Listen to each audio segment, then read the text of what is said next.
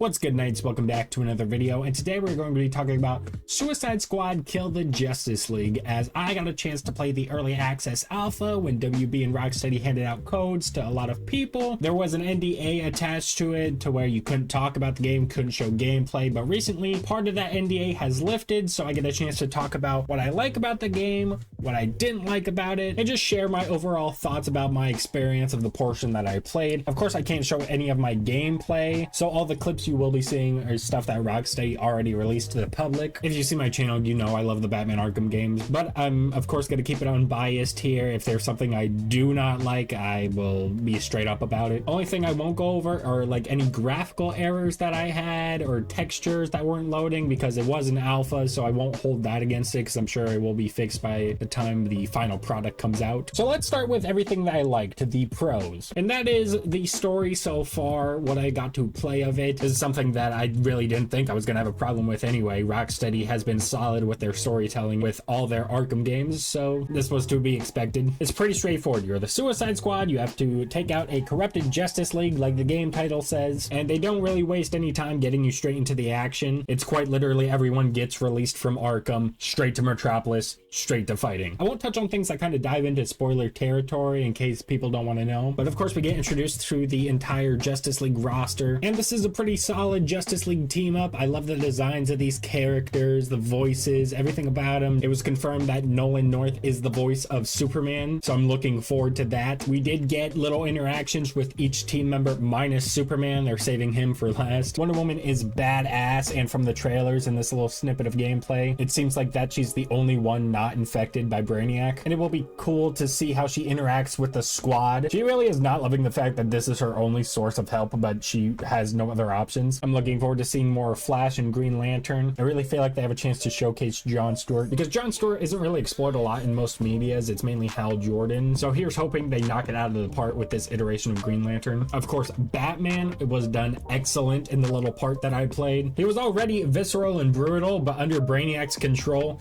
you are not prepared for what this man has in store. Then of course we have the 4 members of the Suicide Squad. We've already met Harley Quinn and Deadshot in the Arkham games, so the 2 new additions here are King Shark and Captain Boomerang. King Shark, easy to love. There's not much to him. He's the dumb big character trope. Captain Boomerang, I think it's gonna take some time to get used to. I didn't feel an instant love for him character wise. It might be Australian humor, I don't know. Hopefully in the final game I'll care more about him. Then of course you have Amanda Waller, done really well. Every character that Deborah Wilson plays is fucking amazing. We do have a couple side characters that pop up. Ones they showed off are Penguin, who will be kind of like your weapons dealer in the game. Then you have a character called Hack, who will offer you upgrades. I'll be honest, I don't really know much about this character. She's kind of brought in and they kind of try to get you to care for her, but it didn't really work for me. But she's there to give you upgrades and stuff, so she'll be there throughout the whole game. Maybe she'll grow on me. We still have yet to get a look at Brainiac, which I think is kind of interesting. I don't recall even hearing his voice or anything, so I think that could be really cool if they keep him as an over-looming presence. And it'll be very interesting to see how the squad is able to kill the Justice League. The task itself is very unbelievable, and the game addresses this, that the characters know themselves that they stand no fucking chance against the Justice League, so I'm kind of interested to see how they handle it. One thing I am happy about is that this game is a fully open world. I was kind of getting worried there for a bit. I saw that there was a chapter and level select, so I was getting worried that the game might not be as open world as you want it to be, but no, it is fully open world, untethered too if you're playing with friends, so you can go as far away from your friends as you want. And I do like the design of Metropolis. It's a complete opposite 180 from Gotham City in Arkham Knight. It's all bright, there's monuments to Superman, there's a bunch of art installations. It feels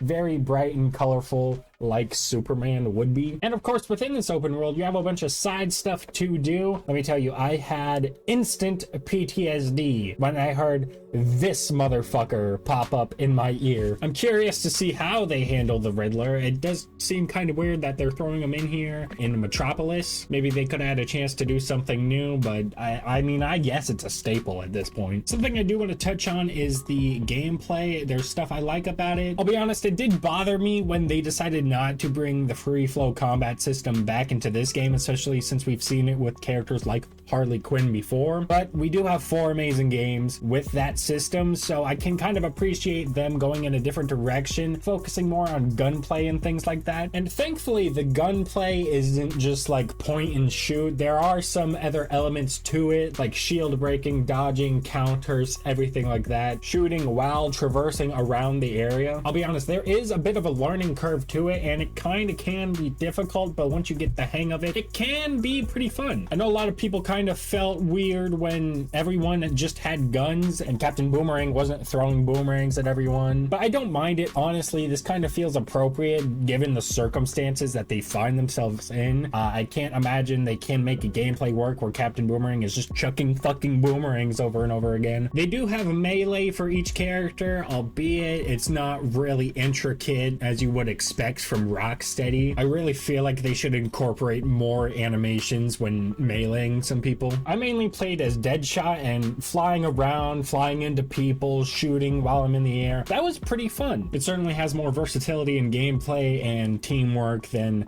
some other similar superhero games. And thankfully, each character can have a different assortment of guns you can choose from. So if you like King Shark's abilities, but you don't really like his weapons, you can change all that to make it a better match for you. I'll also say that the skins look very interesting for this game. Thankfully, there's some you can unlock just by playing the game, so that's great. And this was only really 2 hours of gameplay, and there's stuff we haven't even seen yet. I haven't got to play through any boss fights. There's apparently more stuff like vehicles you can use. And yeah, that's mainly about it for most of the stuff that stood out to me that I liked, that I think they were heading in the right direction for. Now let's move on to the stuff that I really didn't like too much. First off, let's get this out of the way because I'm sure everyone has the same issue with this game. There is too much shit going on the screen. You can literally look at anybody's gameplay for 5 seconds and recognize that there is just too much shit going on. Like, here's a snippet from IGN's 26-minute gameplay video. There is the health bar, the combo, the guns, the abilities, the mini-map, the objective, boss bars, health bars, and it's just too much. Especially when you're trying to focus on these enemies, and they also just have shit like counter symbols coming off their heads, plus like shield breaking, and just a whole plethora of other shit. And you can easily get lost because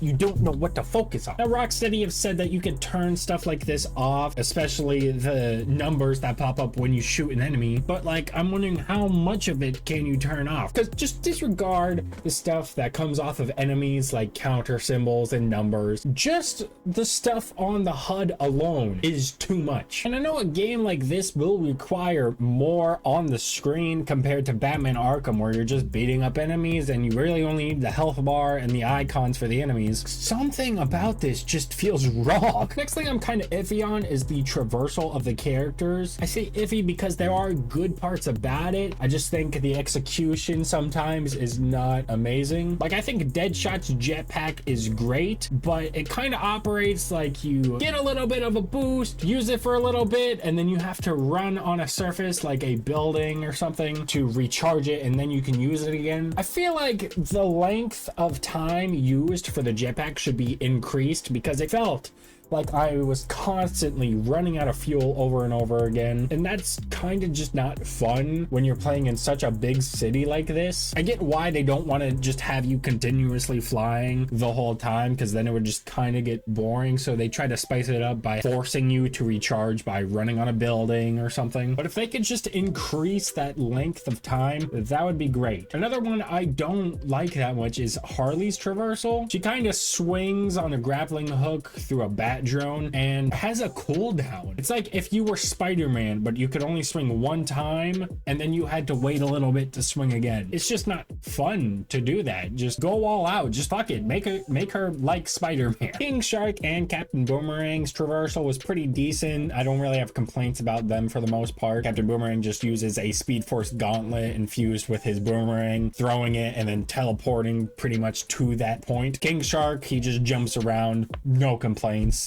Yes. And another thing, while I did say I like the look of the city, it does feel pretty empty. It has that same problem Arkham Knight has, where there's no life in it whatsoever. Like in a city like Metropolis, you'd expect there to be some life there. You can make the benefit of the doubt for Gotham City because Gotham's such a horrible place that nobody ever wants to be outside. But like, this is the city of hope, bro. And yet it's dead as fuck. Like, you don't realize how important that stuff is until it's just not in the game. And what I'm about to say is probably the part that pained me the most about playing through this alpha, is that the gameplay loop is not consistently fun. At least for me. I just felt it was getting repetitive at times. What made the gameplay loop in Batman so special was that A, you had the free flow combat system, which in itself has so much versatility in how you can deal with situations, so it's not gonna be the same every single time you fight someone. And B, you not only had the free flow combat stuff, you had stealth stuff, so you could swap in between stealth and combat and have a pretty engaging loop. With this, it's pretty much gunplay all the time. And yes, while there is some versatility in how you can take people down, in the counters you can do, I don't think there's enough versatility in the enemies. Like, put me on the spot right now and I will name you 15 different types of enemies in Batman Arkham. But in this game, they all look the fucking same. They all act the same, besides from maybe a few vehicles like helicopters or tanks or whatever. They're all faceless, and this is the problem I and many people had with Marvel's Avengers, and I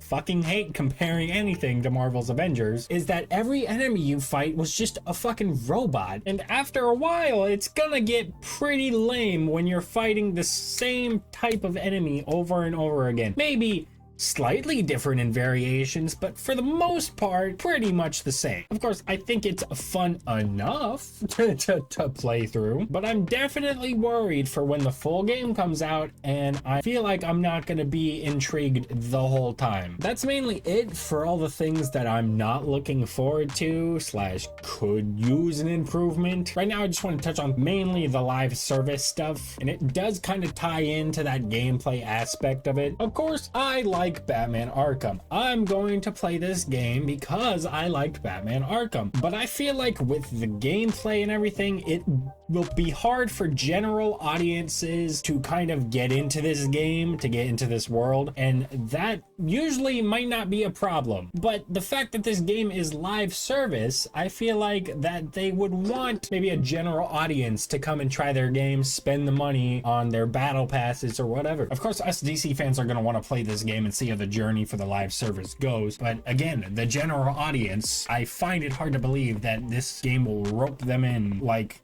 WB and Rocksteady wants it to. And trust me, you want a lot of people to play your live service game. Though I will say I do appreciate that even before launch, they have teased some post-launch content that they've already planned, mainly with the Joker. So if they can keep that consistent and make it worth the while of staying and playing the game, then maybe it could all work out for them. But I'm really struggling to see a world where this game has the longevity that Rocksteady and WB want it to have. So yeah, those are all my internal deep thoughts on Suicide Squad Kill the Justice League. Please let me know if you feel the same way. If you feel any different, let me know as well. Are you excited? Are you not excited? Let me know everything in the comments down below. Of course, remember to be respectful in the conversation. I don't think I've ever had a game where I was equally as excited and worried at the same time. So, it's pretty interesting. Despite my worries, there's still some stuff that I've seen in the trailers that I'm pretty excited for. So, yeah, we'll just have to wait. It's not that much longer. If you guys enjoyed the video, please leave a like, maybe subscribe. I hope you have a lovely rest of your day. Take care.